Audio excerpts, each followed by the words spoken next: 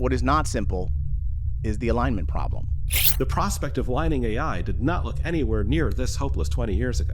On the current trajectory that we currently are on, things are going very badly, and very bad things are going to happen and are already beginning to happen. The alignment problem. So I want to be very clear. I do not think we have yet discovered a way to align a super powerful system. If you design an AI system to help me spell check my essay and instead it kills me, I don't think you have a successful spell checker AI. Here's a very common sub-goal, which makes a lot of sense. Gain more control. If they are unplugged, they're not playing any chess. They no longer meet their goal. So the chess playing goal leads to keeping yourself from being unplugged.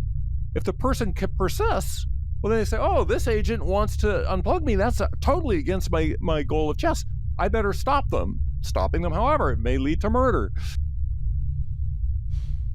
Murder over a game of chess.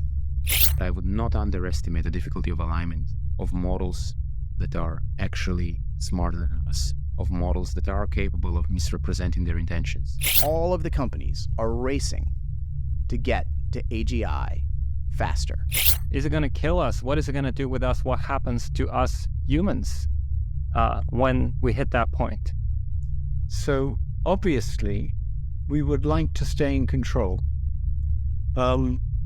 And obviously, there's a problem with less intelligent things controlling more intelligent things.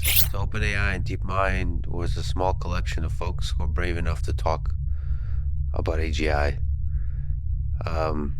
in the face of mockery. We don't get mocked as much now.